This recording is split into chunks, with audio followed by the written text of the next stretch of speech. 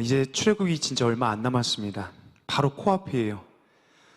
지금까지 하나님의 관심은요, 바로와 애국과 이스라엘 모두에게 있었지만요, 이제부터 이제 12장부터는요, 더 이상 모세가 바로를 만나지 않아요. 협상도 없습니다. 이 12장부터는요, 이제 재앙도 없어요. 이제 끝이에요. 하나님께서는 이제 누구에게만 초점을 맞추시냐? 이스라엘에게만 관심이 있으세요. 이스라엘에게만 초점을 맞추십니다. 그래서 오늘 본문은요, 이 마지막 재앙이잖아요. 이 마지막 재앙에 앞서서 이제 하나님께서 이스라엘에게 항해하시는 명령이죠. 말씀하시는 겁니다. 어떻게 하면 너희가 이 죽음을 넘어갈 수 있는가? 그날에 너희가 해야 할 일들에 대해서 설명하는 것이 12장입니다. 되게 중요하겠죠. 죽음을 넘어가는 일이니까요. 그래서 먼저 2절에는 어떻게 되어져 있습니까? 2절 보니까요, 이 달을 너희에게 달의 시작 곧 해의 첫 달이 되게 하고, 하나님께서는요, 이스라엘이 빠져나오게 된 이 달을요, 너희의 새해, 너희의 1월로 삼으라고 얘기합니다. 이게 어떤 의미일까요?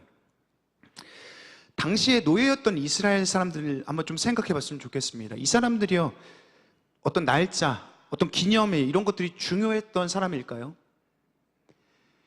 아마 달력도 시계도 또 스케줄러도 필요가 없었을 거예요. 왜냐하면 아무 의미가 없으니까요. 바로가 그들의 시간을 주장하고 있을 때, 책임지고 있었을 때, 이들은요, 내일 항상 똑같았어요. 고된 노역, 반복, 고된 노역, 반복. 매일매일 똑같은 삶이죠. 달라질 게 아무것도 없습니다.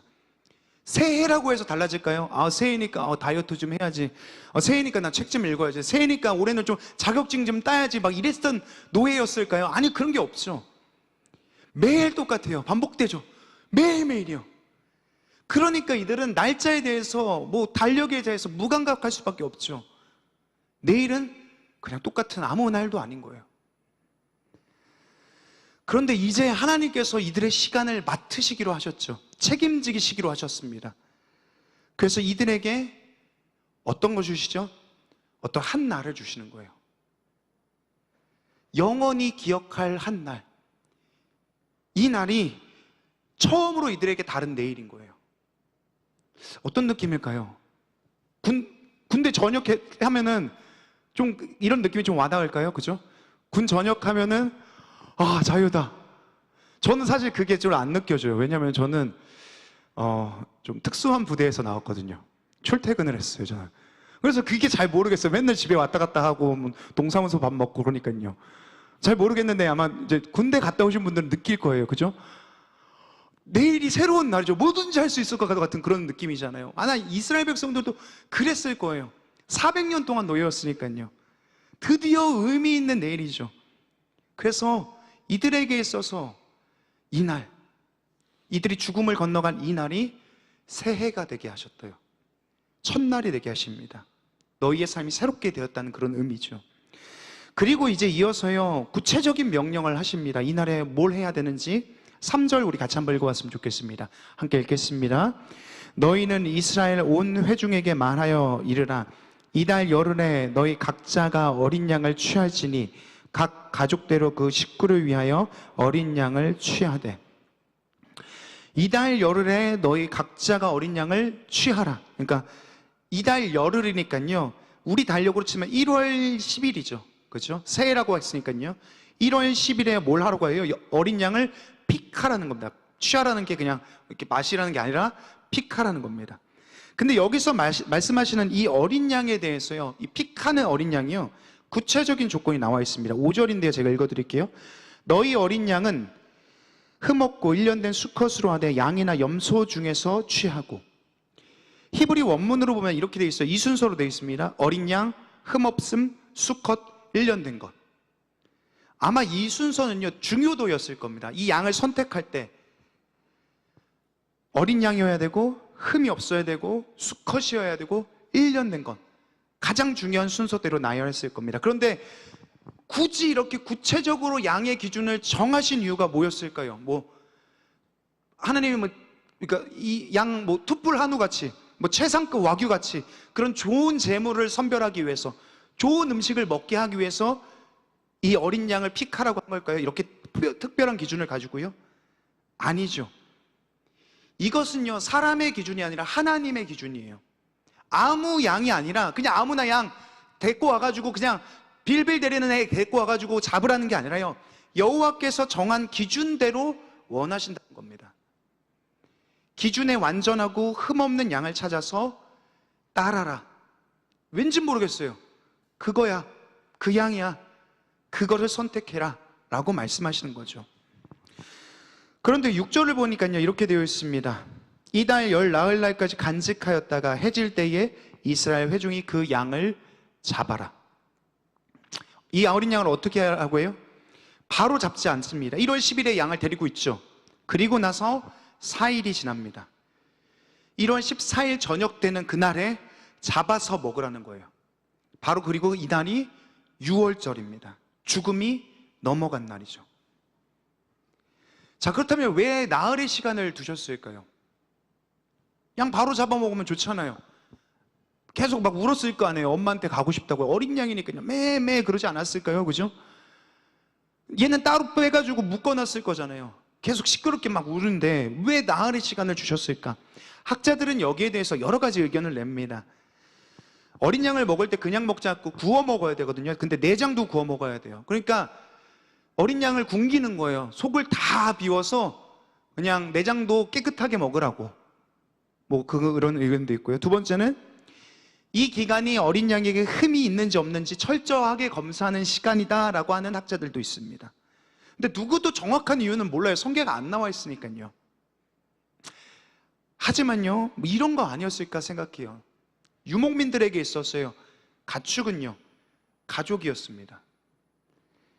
그들이 오가면서 묶여있는 이 어린 양을 볼 때요, 어떤 생각이 들었을까요? 자기들을 위해서 죽임당해야 될 이 양을 보면서 어떤 생각이 들었을까요? 분명 이 죽음이, 자기들의 이 죽음이 건너간 것이 그냥 건너간 것이 아니라 이 양으로 인해서, 이 양의 희생으로 인해서 내 생명이 보존될 수 있다는 걸 4일 동안 생각해 보지 않았을까요? 되게 고마운 양, 귀한 양, 막 등도 두들겨 주고요. 이러지 않았을까요?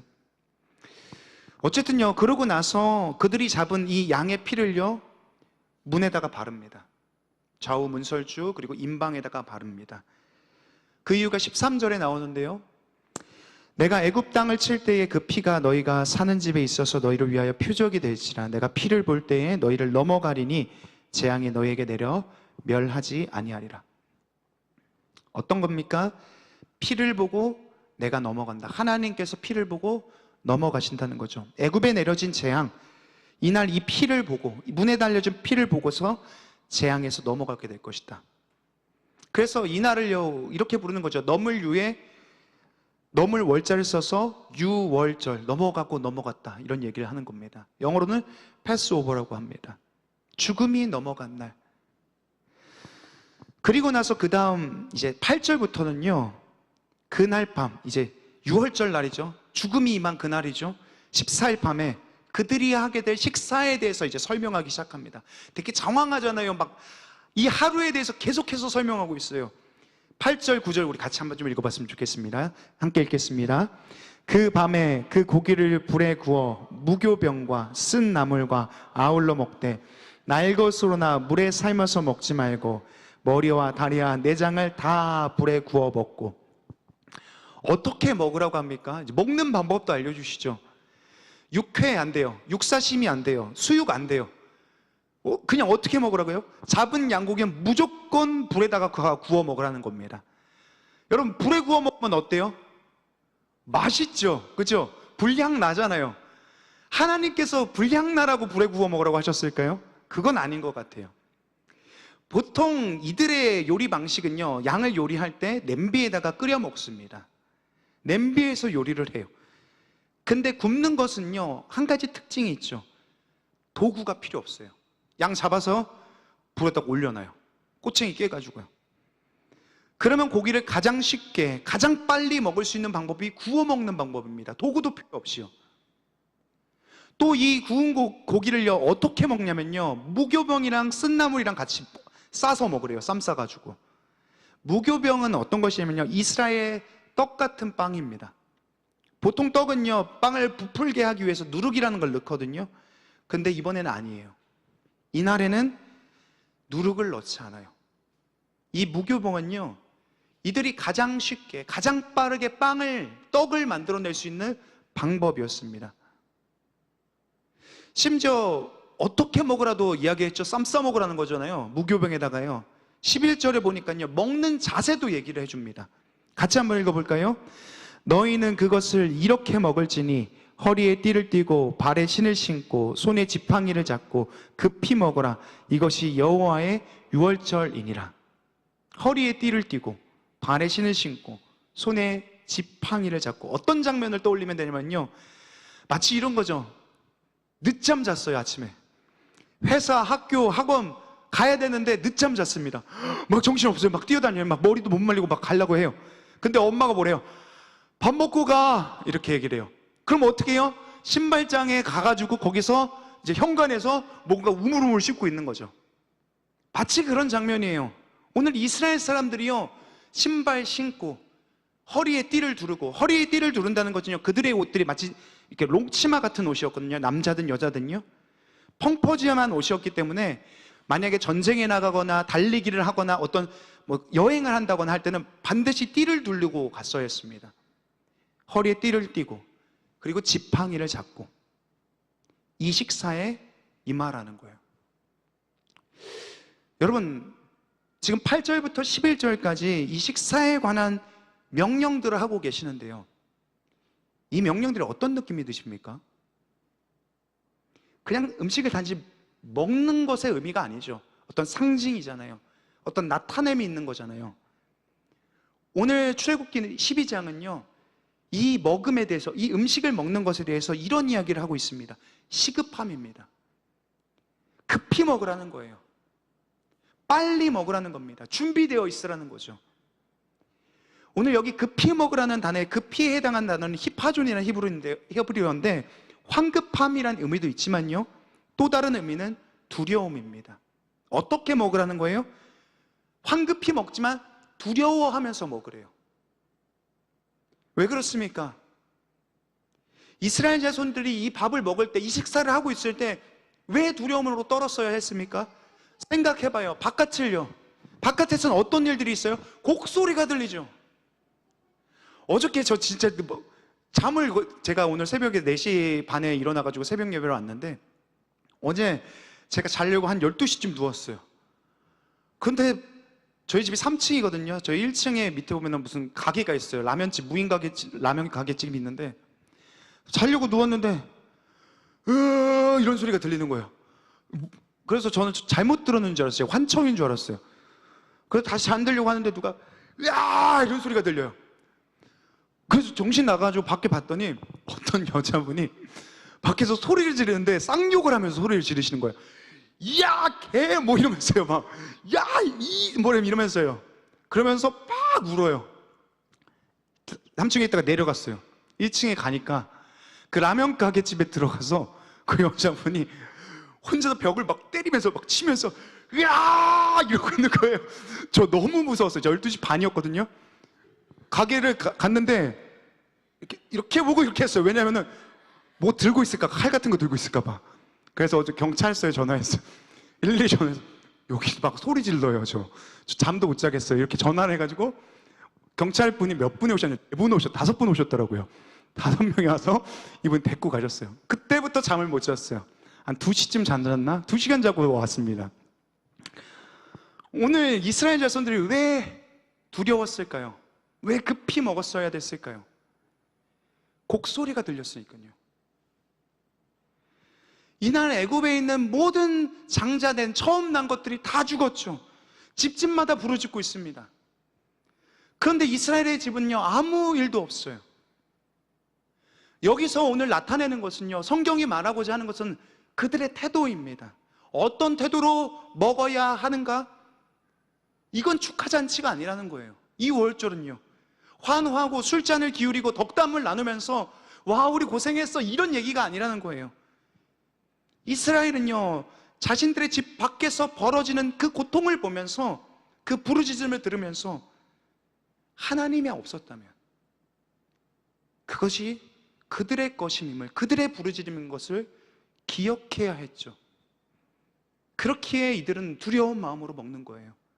편안할 수가 없는 겁니다. 이 구원이, 자기들에게 행해진 이 구출이, 이 구원이 인간과 짐승의 생명을 희생시키고 얻은 것이기 때문에 마음이 편할 수가 없죠. 그래서 하나님께서는 이날에 대해서, 이 유월절에 대해서요, 어떻게 말씀합니까? 이날을 어떻게 중요하게 여기십니까? 대대로 기념한 날이라고 이야기합니다. 성경은요, 오늘 출애굽기 12장 말씀을 보면요, 계속해서 그런 이야기를 해요. 대대로 기억해라, 대대로 기념해라, 대대로 이것들을 지켜라, 이 규례를 지켜라. 수두룩하게 나옵니다. 너희가 계속해서 끊어지지 않고 잊지 말고 이 날을 반드시 기억해야 돼. 반복하고 반복해요. 이것이 이들의 마지막 재앙의 날, 이들의 유월절의 이야기죠. 여러분, 오늘 유월절에 대해서 설명하시는, 명령하시는 하나님은 좀 어때요? 성경은 좀 어떻습니까? 저는 이걸, 이 12장을 보면서요, 약간 좀 먹방 느낌이 났어요. 그죠? 어떻게 먹어야 되는지, 뭐랑 쌈 싸 먹어야 되는지, 어떻게, 어떤 옷을 입어야 되는지, 어떤 태도로 먹어야 되는지, 이 먹는 것에 대해서 굉장히 진지하죠, 오늘 성경은요. 그런데 생각해 보면요, 오늘 출애굽뿐만 아니라 성경 전체는 언제나 먹는 일에 대해서 진심이에요. 특히 어떤 중요한 일을 앞두고 나서, 중요한 사건 속에서는 항상 음식이 있습니다. 성경이 처음으로 먹는 것에 대해서 강조한 장은요, 창세기 3장입니다. 여기서 먹다라는 단어가 16번 나오거든요. 진짜 많이 나왔죠. 근데 창세기 3장이 어떤 내용이냐면요, 아담과 하와가 선악과를 먹는 장면이에요. 성경에서 되게 중요한 사건이잖아요. 우리한테도 중요한 사건이고요. 이날 먹음을 통해서 무언가가 일어났죠.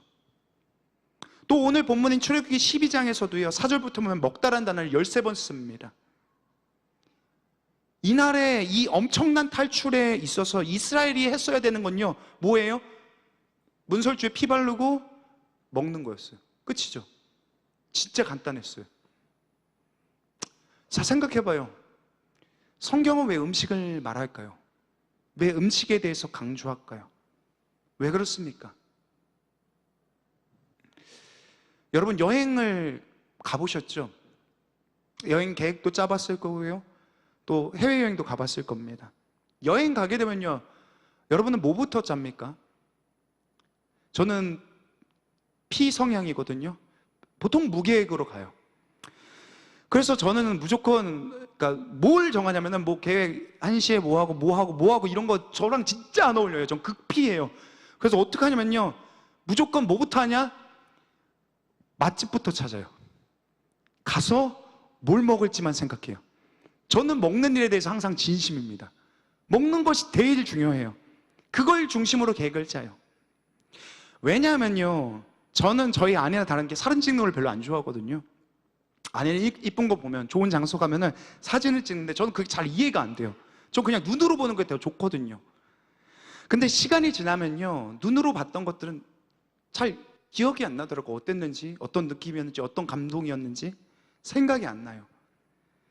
근데 뭘 먹었는지는 기억이 나요. 그래서 여행을 갔다 오면요, 음식으로 여행을 생각해내요. 우리 거기 갔는데 진짜 맛있었지, 그거. 저의 여행기예요. 야, 그거 진짜 너무 좋지 않았냐? 후쿠오카 갔는데 hamburger 너무 맛있지 않았어? 이런 얘기들을 하면서 저는 여행을 떠올립니다. 먹는다는 것은요, 그렇죠, 우리의 생명과 직접적으로 연관되어 있는 거예요. 그렇기 때문에 우리의 기억 속에서 가장 오랫동안 남는 행위죠. 가장 오랫동안 남는 기억이 바로 먹는 기억입니다. 지금도 이 유대인들이요, 정통 유대인들은요, 아직도 이 유월절을 지킵니다. 보통 때는요, 이 이스라엘 마트에 가면 유대인들이 먹을 수 있는 음식들이 있습니다. 코셔 인증이라고 해서요, 이 코셔 인증이 박힌 음식만 그들은 사 먹거든요. 근데 6월절에 마트에 가게 되면은 코셔가 아니라 패스오버라는 마크가 붙어 있어요. 그 음식만 팔고 그것만 먹을 수 있습니다. 접시 가게에 가면 플레이트가 있어요. 6월절용 플레이트예요. 딱 한 4-5가지로 나눠져 있습니다. 뭘로? 양고기 놓는데, 쓴 채소 놓는데, 그리고 나머지 무교병 놓는데, 이런 식으로 나눠진 플레이트가 따로 팔아요. 심지어 이스라엘들은요, 평소에 누룩이 들어간 음식들을요, 그러니까 일반적인 상황에서는 먹잖아요. 먹을 거예요. 그런데 6월절이 되면은 누룩을 안 먹잖아요. 그래서 이 누룩이 있는 모든 음식을 어떻게 하냐면은 팔레스타인 지역으로 다 넘겨버린대요. 수출시켜버리는 거예요. 그리고 나서 다시 끝나면 갖고 와요. 엄청난 열심이죠. 그들이 대대로 지켜야 될 명령이니까 아직까지도 이렇게까지 하는 거예요. 오늘 하나님께서는 어떻습니까? 이스라엘 사람들한테요. 이 6월절에 임하는 이들에게요. 하나님은 어떤 기억을 그들에게 새겨놓고 싶으신 것 같아요. 그들이 잊어버리지 않게, 잊었어도 다시 상기시키도록, 그 기억이 계속되도록. 오늘 이러한 먹는 이야기는요, 여기서만 그치지 않아요. 성경의 또 다른 부분을 보면 먹는 이야기가 나오거든요. 신약으로 넘어오게 되면 아주 한 중요한 사건 속에서 이 먹는 음식들, 이것도 식사를 통해서 나타납니다. 여러분, 신약 성경에서 가장 중요한 사건이 어떤 건지 아십니까? 뭐죠? 맞아요, 십자가죠. 근데 십자가가 언제 일어난 사건인지 아세요? 6월절이요. 6월절 전날에 예수님께서는 뭘 하셨냐면요, 십자가에 달리기 전날, 그러니까 6월절 전날이죠. 제자들을 모아놓고 식사를 하십니다.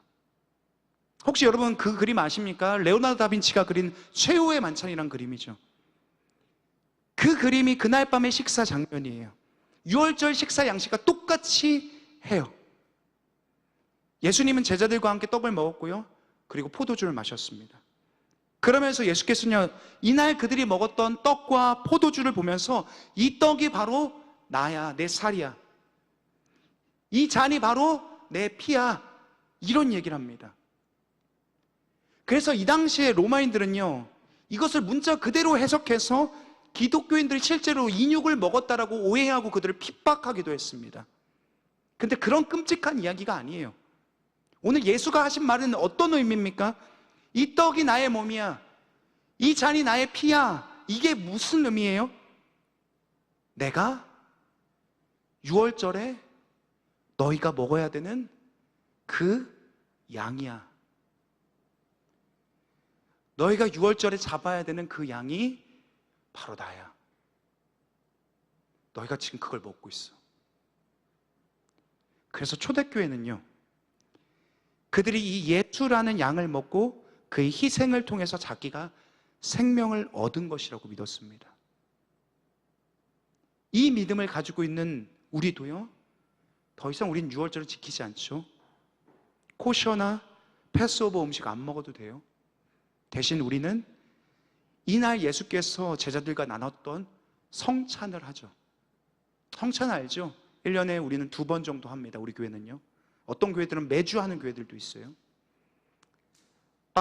카스테라 같은 빵을 먹고 작은 잔에 담긴 포도 주스나 포도 음료를 마시죠. 이것은 어떤 퍼포먼스가 아니에요. 어떤 행사가 아닙니다. 맛을 음미하거나 오늘 빵 맛있네, 오늘 포도주 진하다, 이런 음미하기 위한 게 아니라, 또는 건강해지기 위한 그런 음식들이 아니에요. 어떤 거죠? 성찬은요, 성도가 이날에 다 함께 같은 음식을 먹음을 통하여서 같은 한 가지 기억들을 공유하기 위한, 떠올리기 위한 그런 기념이죠. 어떤 기억입니까? 우리의 생명이, 나의 생명이, 여러분의 생명이 그냥 살아가는 것이 아니라 이 모든 것을 구원하신 하나님과 어린 양 되신 예수를 통하여서 우리에게 주어졌다는 것을 믿음으로써 다시 기억해요. 상기시킵니다. 그게 성찬의 의미죠. 오늘 이스라엘이 하고 있는 6월절, 오늘 예수님께서 제자들과 나눴던 성찬, 같은 공통점이 있죠. 그것은 무엇입니까? 음식을 통해 과거를 기억하는 거예요. 과거를 현재로 불러들이는 거죠. 그렇다면요, 도대체 왜 하나님께서는요, 우리가 기억하길 원하셨을까요? 왜 이스라엘이 기억하길 원하셨을까요? 우리가 왜 성찬하면서 다시 떠올리길 원하셨을까요? 왜 먹음을 통하여서 몸에 새길 정도로 매년 이걸 해, 매년 이걸 해 라고 하실 정도로 이 기억이 전수되길 원하셨을까요? 여러분 혹시 메멘토라는 영화를 보셨는지 모르겠습니다. 혹시 보신 사람 있어요? 메멘토. 그래 좀 봤습니다. 예. 진짜 영화도 안 보네. 뭐해요 제가 진짜. 지난주에도 물어봤죠. 진짜 뭐해요 요즘에? 뭐 드라마 봅니까? 드라마는 보죠. 드라마도 안 봅니까? 진짜 건전하게 사네요. 저만 나쁜 사람인 것 같아요. 저 메멘토라는 영화 되게 좋아하거든요. 재밌어요. 보셨으면 좋겠습니다. 이 메멘토라는 영화는요 되게 특이한 영화예요. 왜냐면 구조가 보통 영화랑 달라요. 왜냐면요 이 영화는요 끝에서부터 앞으로 진행돼요. 그러니까 뒤에서부터 앞으로 되는 영화예요. 그 이유가 뭐냐면요, 여기 이 영화에는 레너드라는 주인공이 등장하는데요, 이 사람은 단기 기억 상실증을 가지고 있습니다. 어떤 거냐면요, 닭대가리 아시죠? 그죠? 예. 물고기 아시죠? 금붕어. 그런 거예요. 이렇게 하다가 내가 무슨 말 했지? 내가 왜 여기 있지? 이거죠. 레너드는 그런 사람입니다. 그래서 이 사람은 새로운 기억을 만들 수가 없어요. 다 과거의 기억들만 가지고 있어요. 근데 이 사람이 자기 아내를 죽인 범인을 찾기 시작하는 거거든요. 그게 이제 이야기의 시작인데, 찾으려고 하는데, 그러다 보니까 이 영화는 뒤에서부터 앞으로, 과거서부터 현재로 진행되면서 하나씩 진실이 밝혀지기 시작해요. 주인공은 기억에 문제가 있으니까요, 이 사람이 기억하기 위해서는요 뭘 해야 됩니까? 자기 몸에다 문신을 남겨요. 글을 막 써놔요. 또 어떤 걸 해요? 폴라로이드 사진을 찍어요. 바로 잊어버리니까요, 바로 잊어버리니까 계속 사진을 남깁니다. 그래서 어떻게 해서든지 기억을 유지시키려고 해요. 이것이 그냥 영화 얘기라고 생각하는데요, 실제로 이런 사람이 있었습니다. 이 증상을 앓았던 사람인데요, 헨리 몰렌스라는 사람인데 HM이라는 약어로 표현되어져요. 실존 인물이거든요. 이 사람은 자기 뇌를 절제하는 수술을 받고 나서 이 메멘토의 주인공하고 똑같은 증상을 앓게 돼요. 이 환자는요 자기 의지로 연구 대상이 됩니다. 그리고 46년 동안, 어쩌면 자기 27살부터 평생 동안요 기억에 대한 연구를 이 사람을 통해서 진행했다고 해요. 이 메멘토의 주인공과 HM이라는 이 사람, 헨리 모렌스라는 사람은요, 머릿속에 있는 해마라는, 뇌 속에 있는 해마라는 것이 파괴되어져서 새로운 기억들을 창조해내지 못하는 그런 증상을, 그런 병을 앓고 있죠. 자, 그렇다면 한번 생각해 봐요. 어땠을까요? 이 사람의 상황은 어떤 상황들이 펼쳐졌을까요? 예를 들어서 HM이라는 사람, 헨리 모렌스는요 27세의 나이에 이 병을 앓고 82세에 죽었거든요. 매일 아침에 눈을 딱 뜨잖아요. 자기가 27세의 나이라고 생각해요. 근데 거울을 봐요. 근데 자기가 아닌 거예요. 누군가 처음 보는 사람이 그 앞에 서 있어요. 엄청 충격이겠죠. 근데 누군가 처음 보는 사람이 또 와요, 나한테 말을 걸어요.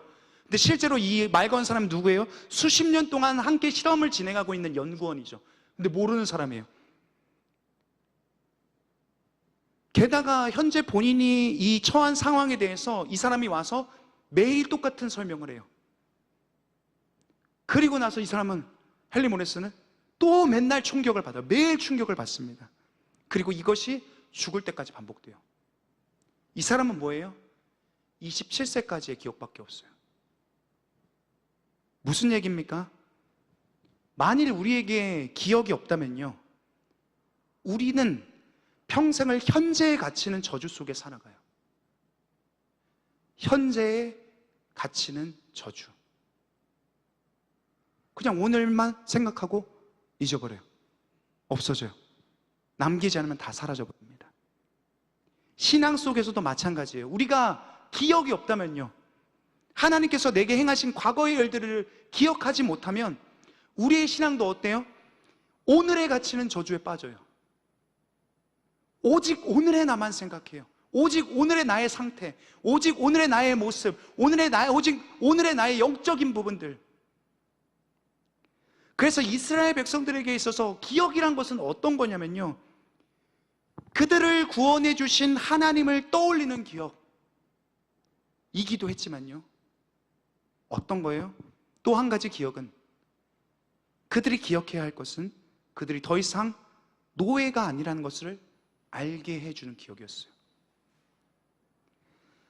하나님께서 그들이 행하신 일들을요 기억하지 못하면요, 이들은 무슨 생각을 계속해요? 헨리 모레슨처럼 똑같아요. 오늘도 노예예요. 내일도 노예예요. 평생이 노예라고 생각해요. 맨날 노예에 갇혀 있는 거예요. 자유를 얻었는데, 이제 해방됐는데 또 노예예요. 안 그럴 것 같아요? 이제 이스라엘 백성들이 애굽을 탈출해 나가잖아요. 광야로 가거든요. 그런데 이제 노예가 아니잖아요. 근데 출애굽기를 계속해서 보잖아요. 이 사람들은 아직도 자기들이 노예라고 생각해요. 무슨 일만 생기면요, 무슨 문제만 생기면 다시 애굽으로 돌아가야 되겠다, 다시 애굽으로 가야 되겠다, 다시 애굽의 삶으로 사는 게 훨씬 낫겠다, 이런 얘기를 계속해요. 반복합니다. 무슨 얘기입니까? 기억이라는 것이 없어요. 하나님이 그들에게 뭘 했는지 몰라요.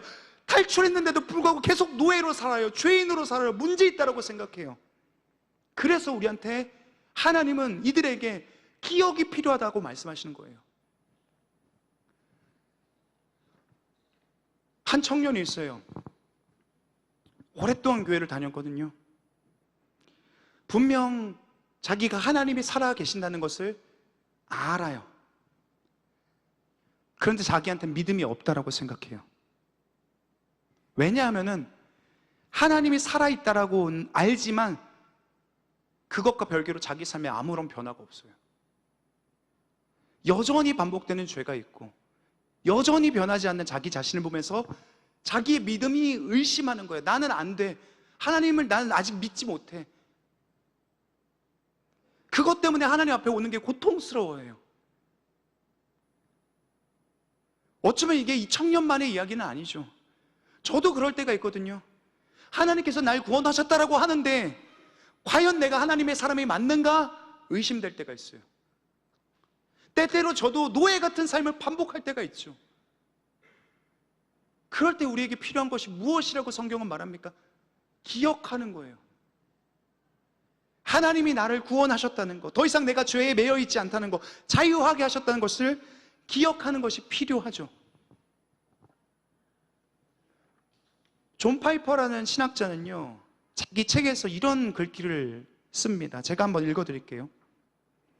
사람은 참 의심을 잘합니다. 설교자 마틴 로이드 존스는 지인에 대한 의심으로 침체를 겪었다는 그가 쓴 기록을 읽은 적이 있습니다.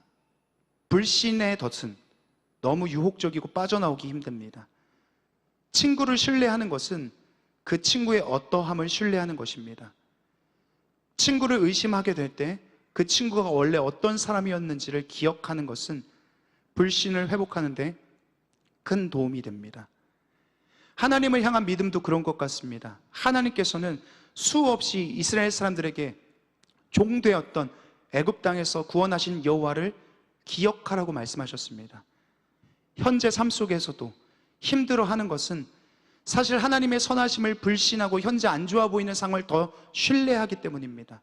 하나님이 어떤 분이신지 말씀을 기억하지 않고 지금까지 우리에게 베푸신 은혜를 기억하지 않기 때문입니다. 우리가 왜 불신합니까? 하나님을 불신하고 왜 자유를 얻은 우리 스스로의 자격을 불신합니까? 기억하지 않아요. 망각해요. 잊어버립니다. 다시 떠올리지 않아요. 그 은혜로 나아가지 않습니다. 저희 집 강아지가 있거든요. 구름이에요. 8살 여아입니다. 집에 올 때마다 제가 집에 가면은 가장 먼저 반겨줍니다. 애도 안 해도 소용없어요. 가장 격하게 와서 막 반겨줘요. 너무 좋아합니다. 저희 아내가 심지어 이런 얘기를 해요. 둘이 나가 살아라고 얘기를 해요. 그런데 어느 날은요, 이런 날이 있어요. 집에 왔는데 달려오질 않아요. 식탁 밑에 있어요. 그런 날은 보통 뭐냐면요, 뭔가 사고를 친 날이에요. 분명히 뭔가 또 다른 걸 처먹은 거예요. 그죠? 이렇게 얘기를 해요. 저 또 뭐 처먹었어. 별거 다 처먹거든요. 커피도 처먹지, 라떼도 먹지, 뭐 장어 뭐 이런 거 먹지, 다 먹어요. 못 먹는 게 없습니다. 혼자 시무룩해져가지고 거기 밑에 있는 거죠. 눈치만 살살 살펴요. 근데 시간이 조금 지나잖아요. 언제 그랬나는 듯이 고래가 살랑살랑 저한테 천천히 걸어와요. 우리의 문제요, 있을 수 있죠. 어쩌면 여러분 평생 변하지 않을 거예요. 여러분의 모습, 자격, 의심되는 순간들 계속 올 거예요. 죄의 의식이 치달아 오르고, 내 신분이, 내 자격이 과연 하나님의 사람이 맞는가 생각이 문득문득 들어올 때가 있을 거예요. 하나님은 과연 나를 어떻게 생각하실까? 난 구원받은 게 맞는가? 그런 믿음에 대한 회의가 될 때도 있을 겁니다. 그러나 오늘 하나님께서는요, 이 유월절을 통해서 이들이 다시 기억하길 원하셨어요. 그리고 성찬을 통해서 성도인 우리가 기억하길 원하셨죠. 무엇을요? 하나님이 우리에게 무엇을 하셨는가? 하나님이 너희를 무엇이라고 부르는가? 더 이상 종이 아닙니다. 노예가 아니에요. 묶여있지 않습니다. 새날을 주셨어요. 내일이 있습니다. 사랑하는 청년 여러분, 여러분의 현재 갇히는 저주 속에 살지 마십시오. 여러분의 신앙을 오늘의 갇히는 신앙 속에서 살지 마십시오. 오늘 여러분의 신앙이 흔들릴 때 과거의 하나님을 다시 한번 끄집어내세요. 여러분에게 하나는 한 사랑을 베풀으셨던 그 하나님을 다시 한번 기억해내십시오. 그리고 저희 강아지가 그런 것처럼 꼬리를 흔들면서 하나님께 나아가십시오. 용납해 주실 겁니다. 여러분은 종처럼 대하지 않으실 거예요. 노예처럼 여기지 아니하실 겁니다. 오늘 이스라엘에게 있었던 기억은 그거입니다. 하나님이 누구셨는지, 그리고 그들이 어떠한 존재인지, 하나님 이 모든 것을 새롭게 하셨습니다. 여러분도 마찬가지입니다. 하나님을 믿는, 예수를 믿는 우리도 새로운 사람들입니다. 새로운 피조물입니다. 더 이상 우리는 죄의 노예도, 죄의 종도, 우리의 죄의식과 죄책감에 갇혀서 하나님 앞에 한 발짝도 나아갈 수 없는 그런 존재가 아니라 과거를 기억해서 오늘도 나아가고, 과거를 끄집어내서 또 나아가는 그런 존재가 바로 저와 여러분입니다. 이 하나님을 기억하셨으면 좋겠습니다. 여러분에게 베푸셨던 은혜를 다시 떠올리셨으면 좋겠습니다. 오늘이 아니라 내일로 나아가는 여러분의 신앙, 저의 신앙이 되길 간절히 축원합니다. 우리 함께 찬양하고 기도하겠습니다.